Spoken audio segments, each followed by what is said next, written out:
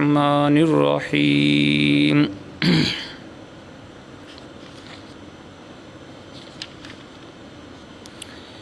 فیہن قاصرات الطرف لم یطمثہن انس قبلہم ولا جان فبأي آلاء ربكما تكذبان كأنهن الياقوت والمرجان فبأي آلاء ربكما تكذبان هل جزاء الإحسان إلا الإحسان فبأي آلاء ربكما تكذبان آمنت باللہ صدق اللہ العظیم فیہن ان میں قاصرات الطرف نیچی نگاہوں والی حوریں ہوں گی لم یطمثہن جن کو انس نہ کسی انسان نے چھوا ہوگا قبلہم ان سے پہلے ولا جان اور نہ کسی جن نے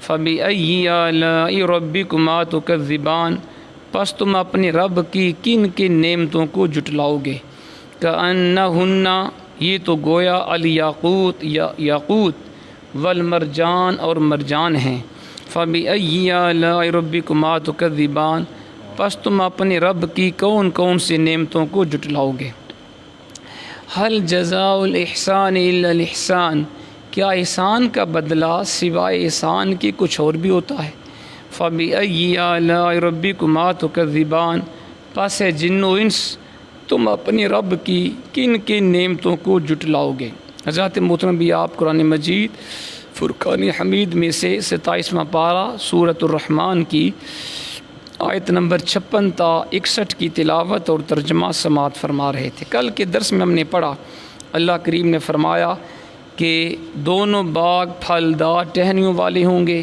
پس تم اپنے رب کی کن کن نعمتوں کو جھٹلاؤ گے دونوں باغوں میں 2 چشمے جاری ہوں گے پس تم اپنے رب کی کن کن نعمتوں کو جھٹلاؤ گے ان دونوں باغوں میں ہر طرح کے میووں کی 2 قسمیں ہوں گی پس ہے جن و انس تم اپنے رب کی کن کن نعمتوں کو جھٹلاؤ گے ان دونوں باغوں میں ہر طرح کے میووں کی 2 قسمیں ہوں گی پھر فرمایا وہ تکیہ لگائے بیٹھے ہوں گے بستروں پر جن کے استر کناویس کے ہوں گے اور دونوں باغوں کا پھل نیچے جھکا ہوگا پس تم اپنے رب کی کن کن نعمتوں کو جھٹلاؤ گے کل کے درس میں ہم نے ان آیات کی تفسیر پڑھی آج کے درس میں باللہ کریم جنت کی حوریں اور جنت کی بہاروں کا ذکر فرما رہا ہے پہلی آیت میں فرمایا فیہن قاصرات الطرف لم یطمثہن انس قبلہم ولا جان ان میں نیچی نگاہوں والی حوریں ہوں گی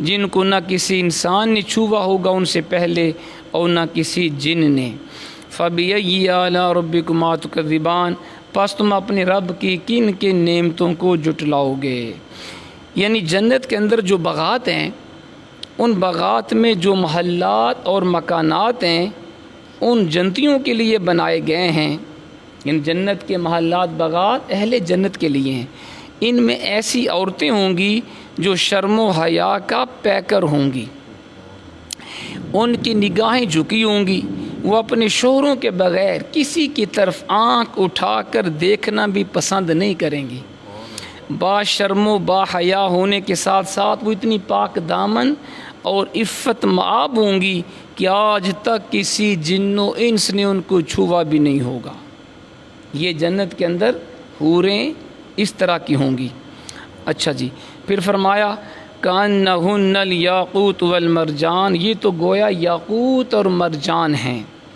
ان کے چہرے یاقوت کی طرح سرخ ہوں گے ان کے بدن مرجان کی طرح سفید اور شفاف ہوں گے آپ ذرا غور فرمائیں ان کے ظاہری حسن و جمال کے ذکر سے پہلے قرآن پاک نے ان جنت کی حوروں کی شان عفت و حیات کا ذکر فرمایا یعنی قرآن نے پہلے یہ بتایا وہ نیچی نگاہوں والی ہوں گی پاک دامن ہوں گی نیک سیرت ہوں گی پہلے ان کی عفت و پاک دامنی کا ذکر قرآن نے کیا اور بعد میں ان کی ظاہری حسن کا قرآن پاک نے ذکر فرمایا۔ حقیقت یہ ہے کہ عورت کا حقیقی جمال اور اس کی سچی دل ربائی اس کی پاک دامنی اور آنکھوں کا شرمیلا پن ہے۔ یعنی اصل حسن اخلاق کا ہوتا ہے، سیرت کا ہوتا ہے۔ ظاہری طور پہ کوئی عورت بڑی خوبصورت بھی ہو، اگر اس کی اخلاق اچھے نہیں ہیں، سیرت اچھی نہیں ہے، وہ اس کا حسن کسی کام کا نہیں ہے۔ کیوں؟ گوہر میں آب گوہر کے سوا کچھ اور نہیں۔ جو گوہر ہے نا، موتی جو ہوتا ہے سپی میں، اس کے اندر پانی خالص ہوتا ہے، کوئی اور چیز اس کے اندر داخل نہیں ہوتی۔ یہ نہ تو وہ خضرۃ الدمن ہے، یعنی کوڑے کے ڈھیر پر، یعنی اگر عورت کی سیرت اچھی نہیں ہے، اگر عورت کا اخلاق و کردار اچھا نہیں ہے، تو وہ کوڑے کے ڈھیر پر اگے ہوئے سبزے کی طرح ہے۔ جیسے کوڑے کے ڈھیر پر سبزہ اگا ہو، اس طرح عورت ہے اگر اس کا اخلاق اچھا نہیں ہے۔ اس کی طرف گدھے تو لپک کر جا سکتے ہیں اور اس کو اپنا ترنوالا بنا کر زور سے ہینگ سکتے ہیں، لیکن ایک شریف نفس اور باذوق آدمی کو اس سے بدبو آئے گی، اس کی سران سے اس کا دماغ پھٹنے لگے۔ یہ کتنی پیاری بات کی بلا پیر صاحب نے فرمائی ہے ضیاء القرآن کے اندر۔ اگر عورت کا اخلاق اچھا نہیں ہے، اس کی سیرت اچھی نہیں ہے، اس کا کریکٹر اچھا نہیں ہے، وہ ایسے ہی ہے جیسے کوڑے کے ڈھیر کے اوپر سبزہ اگا ہوا ہو۔ اب اندر کوڑے کا ڈھیر ہے، اوپر سبزہ ہے، تو گدھے جو ہیں وہ تو اس کو جا کے کھا لیں گے اور اس کے بعد ہینگتے رہیں گے، لیکن شریف نفس انسان کوڑے کے اوپر اگے ہوئے سبزے کو استعمال کرنا نہیں پسند کرتا۔ دنیا میں امت مصطفیٰ کی بہو بیٹیوں کو عفت و حیات کے زیور سے آراستہ ہونا چاہیے۔ اصل عورت کی خوبصورتی اس کی سیرت ہے۔ کسی نے کہا تھا نا کہ سیرت کی ہم غلام ہیں، صورت ہوئی تو کیا، سرخ و سفید مٹی کی مورت ہوئی تو کیا۔ تو اگر عورت کی سیرت اچھی ہے، اس کا اخلاق اچھا ہے، کریکٹر اچھا ہے، اور اس کے ساتھ وہ خوبصورت بھی ہے، یہ سونے پہ سہاگا ہے، لیکن اگر اس کی سیرت اچھی نہیں ہے، جتنی مرضی خوبصورت ہو، اس کی حسن کا کوئی فائدہ نہیں ہے۔ اب یہ جناب ذرا سنیے گا، یہ جو قرآن نے کہا کہ فیہن قاصرات الطرف، ان میں نیچی نگاہوں والی حوریں ہوں گی۔ قاصرات الطرف کون ہوں گی؟ یہ مسئلہ بھی سن لیں۔ بعض اوقات لوگ یہ سوال پوچھتے ہیں، جی جنت کی حوریں کون ہوں گی؟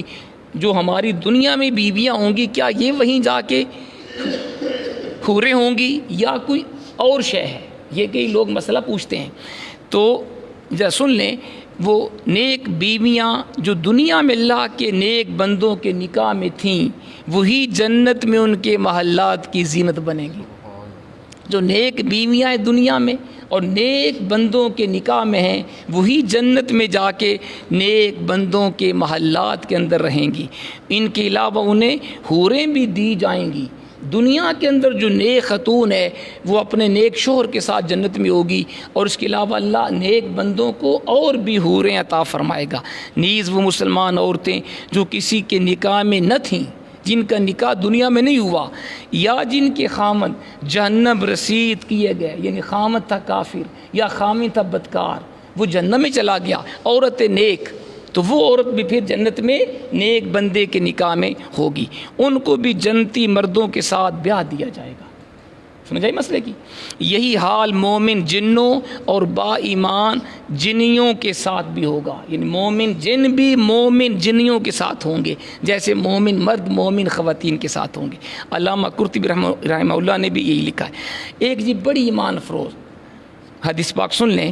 حضرت ام سلمہ رضی اللہ تعالیٰ عنہا جو ام المومنین ہیں، آپ فرماتی ہیں میں نے اللہ کے حبیب سے پوچھا، یا رسول اللہ، دنیا کی بیوی افضل ہوں گی یا جنت کی حوریں؟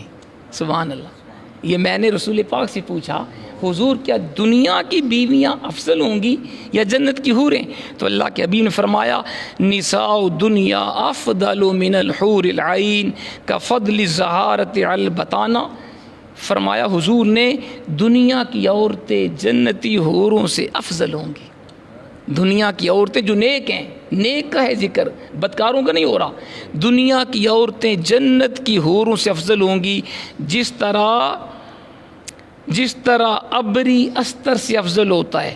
ابر کہتے ہیں ظاہری ریشم کو، اور بتانا کہتے ہیں باطن کا ٹکڑا، یعنی اندر والا کپڑا ہو ایک اور ایک انسان اوپر پہنا ہو تو اوپر کا جو ہے وہ زیادہ خوبصورت محسوس ہے نا، محسوس ہوگا کیونکہ وہ ہمارے سامنے ہے۔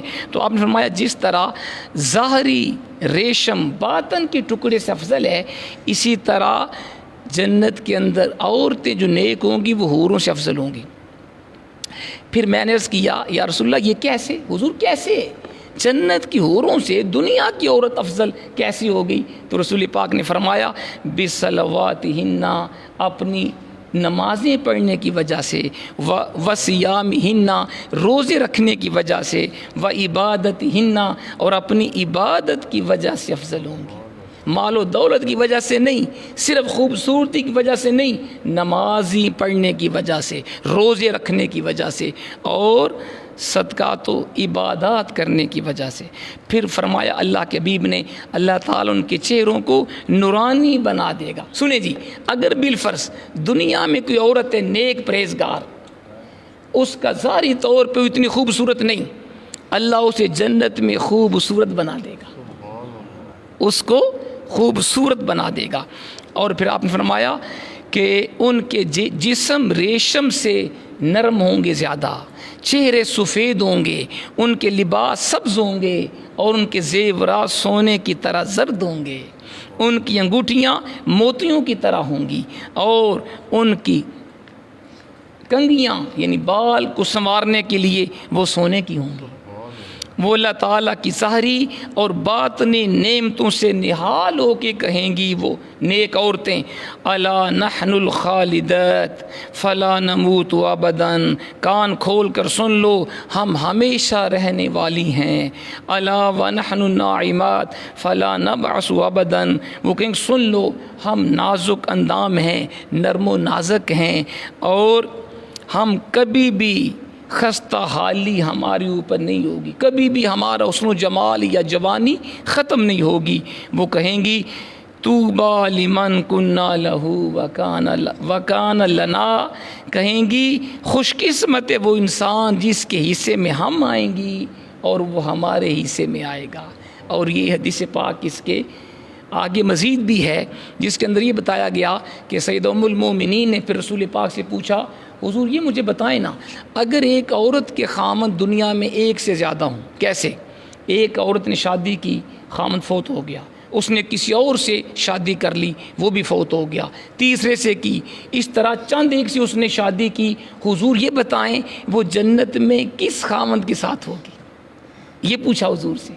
آپ نے فرمایا جو ان میں سب سے زیادہ نیک ہوگا نا، عورت کو اللہ اختیار دے گا، جس خامد کے ساتھ تو چاہے اس کے ساتھ تیرا ہم نکاح کر دیں گے، اور جو سب سے زیادہ نیک ہوگا اللہ اس کے ساتھ اس کی شادی فرما دے گا۔ تو پتہ چلا نیک اعمال ضروری ہیں۔ آج ہم دنیا کی رنگینیوں میں ایسے کھو گئے، کئی لوگ بدکاریاں کرتے ہیں، ظاہری حسن و جمال دیکھ کر عورت کا وہ اپنی آخرت کو بھول جاتے ہیں اور لو میرج کرتے ہیں والدین سے بغیر پوچھے، پھر بعد میں پچھتاتے ہیں۔ لو میرج جس میں والدین کی رضامندی نہ ہو، میں نے آج تک وہ کامیاب ہوتے نہیں دیکھی۔ شادی وہ کامیاب ہوتی ہے جس میں بزرگوں کی رضامندی ہو، والدین کی رضامندی ہو۔ ذات محترم ظاہری حسن و جمال دیکھ کر شادی نہ کرو، ظاہری خوبصورتی بھی دیکھو لیکن زیادہ سیرت کو دیکھو، اخلاق کو دیکھو، دینداری کو دیکھو۔ جو شادی دینداری کی بنیاد پہ کی جائے، اعلیٰ سیرت کو دیکھ کے کی جائے، وہ شادی کامیاب ہوتی ہے۔ سبحان اللہ۔ پھر فرمایا حل جزاء الاحسان الا الاحسان، کیا احسان کا بدلہ احسان کے سوا کچھ اور بھی ہے؟ فَبِأَيِّ آلَاءِ رَبِّكُمَا تُكَذِّبَانِ، پس تم اپنے رب کی کن کن نعمتوں کو جٹلاؤ گے۔ میرا خیال ہے ہمارا وقت ہو گیا، انشاءاللہ کل ہم یہیں سے آگے شروع کریں گے۔ اللہ کریم ہمیں قرآن و سنت کو پڑھنے سمجھنے، اس کے اوپر عمل کی توفیق عطا فرمائے۔